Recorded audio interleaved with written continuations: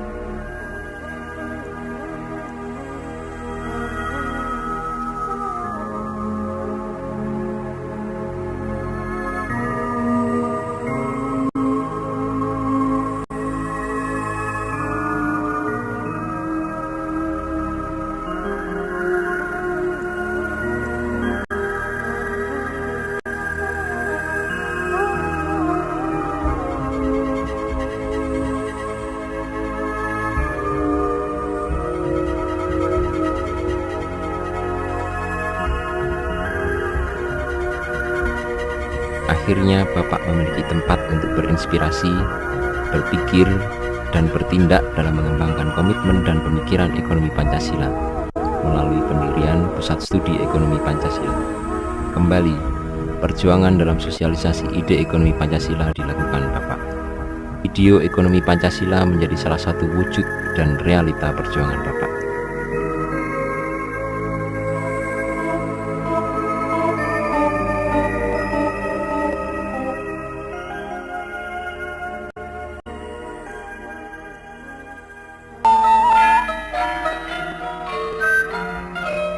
Pasar itu adalah tempat bertemunya penjual dan pembeli.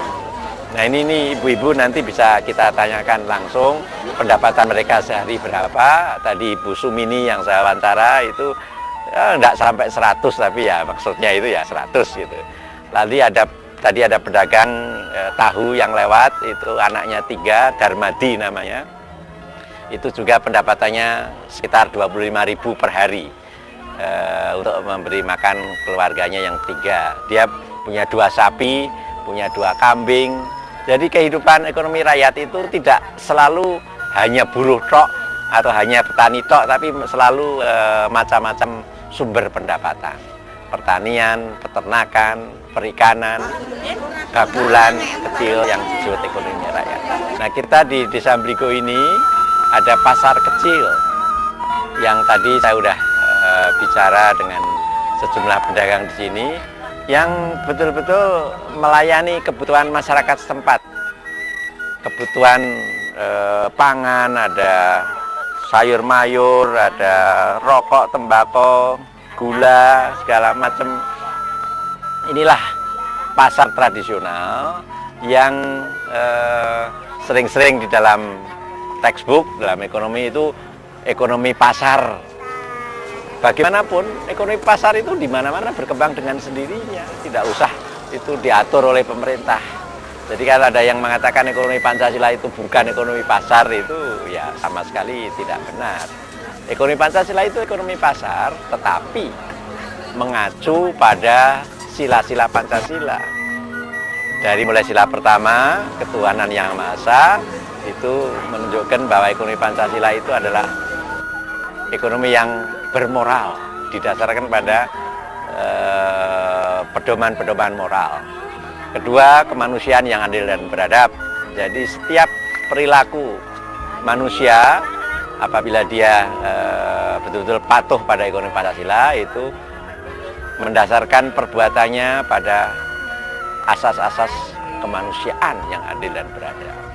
Kemudian asas ketiga yang dalam Pancasila berbunyi Persatuan Indonesia, itu sebenarnya artinya adalah nasionalisme. Semua perbuatannya itu betul-betul diarahkan kepada kepentingan bangsa, kepentingan nasional Indonesia. Yang keempat adalah sila kerakyatan yang dipimpin oleh hikmat kebijaksanaan dalam permusyawaratan perwakilan, itu tidak lain artinya adalah demokrasi. Ini demokrasi itu kata Barat, bukan kata asli Indonesia, tapi kata asli Indonesia adalah kerakyatan. Jadi kerakyatan yang dipimpin oleh hikmat kebijaksanaan itu artinya adalah demokrasi. Kemudian yang kelima adalah keadilan sosial bagi seluruh rakyat Indonesia. Itu artinya semua aturan-aturan ekonomi Pancasila itu, kalau 1-2 itu adalah dasarnya, sila ketiga dan sila keempat adalah caranya, kedua-duanya adalah untuk mewujudkan keadilan sosial bagi seluruh rakyat Indonesia.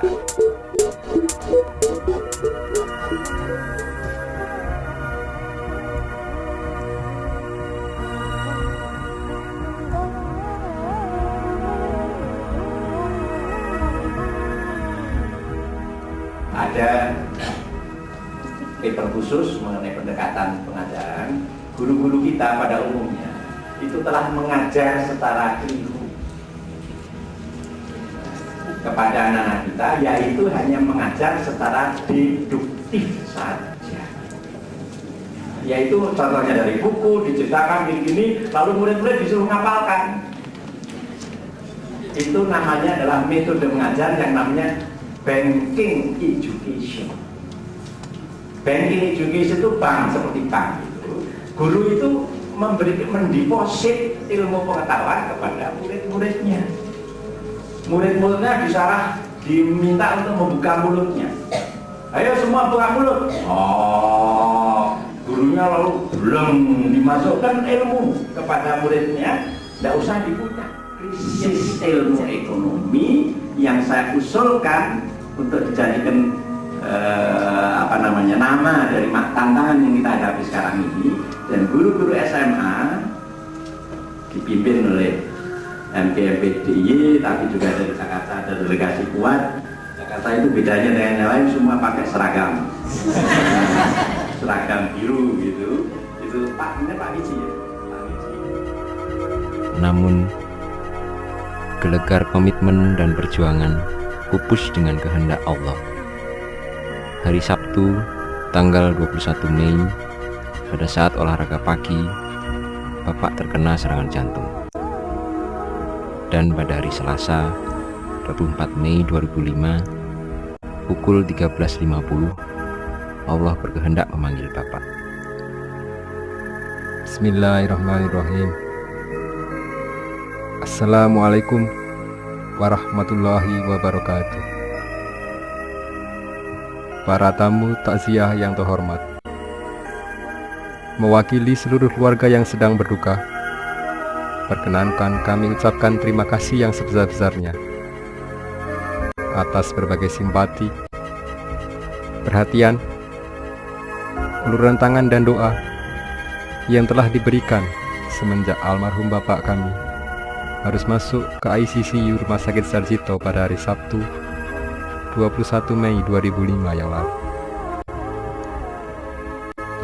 Allah telah memberikan karunia lebih kepada almarhum Bapak untuk mencurahkan seluruh jiwa dan raga selama hidupnya kepada ilmu yang ditekuni, dan kini Allah jugalah yang telah mengambil kembali karunia itu ke hadiratnya. Bapak telah mendedikasikan seluruh kemampuan untuk memperjuangkan apa yang Bapak yakini. Namun, apa daya, waktu dan takdir Allah telah membatasi almarhum untuk melanjutkan perjuangan itu. Inna lillahi wa inna ilaihi raji'un. Sungguh amat besar rasa cinta Bapak kepada Universitas Gadjah Mada, tempat beliau mengawali pengabdiannya kepada ilmu pengetahuan, bangsa, negara, dan agama. Beliau tidak pernah bersedia mengajar di tempat lain. Harapan kami sekeluarga, mudah-mudahan apa yang telah Bapak tekuni selama ini dapat dilanjutkan oleh siapapun yang sepaham dengan pemikirannya. Perkenankan pada kesempatan ini kami mohon kerelaan untuk memaafkan kekhilafan dan kesalahan almarhum semasa hidupnya. Allahumma gfir lahu warhamhu wa'afihi wa'fu anhu. Pada hari ini ya Allah, kami antarkan jenazah Bapak kami tercinta ke tempat peristirahatan yang terakhir. Kami ikhlaskan almarhum untuk berpulang ke ribaanmu ya Allah. Kami yang berduka cita, Nyonya Sriartati Mubiarto, Andianto Hidayat dan keluarga, Tanti Arini Hidayati dan keluarga, Satriantono Hidayat, Dadit Gunarwanto Hidayat dan keluarga. Wassalamualaikum warahmatullahi wabarakatuh. Kini engkau telah tiada. Kami, putra dan putri, murid dan teman-teman seperjuangan akan terus meningkatkan sinar perjuangan dan komitmenmu. Insya Allah, seperti yang selama ini telah engkau tunjukkan, konsistensi dalam pemikiran dan perjuangan menjadi pilihan kami. Selamat jalan Bapak. Semoga Allah Subhanahu wa Ta'ala menerima kepulanganmu. Amin.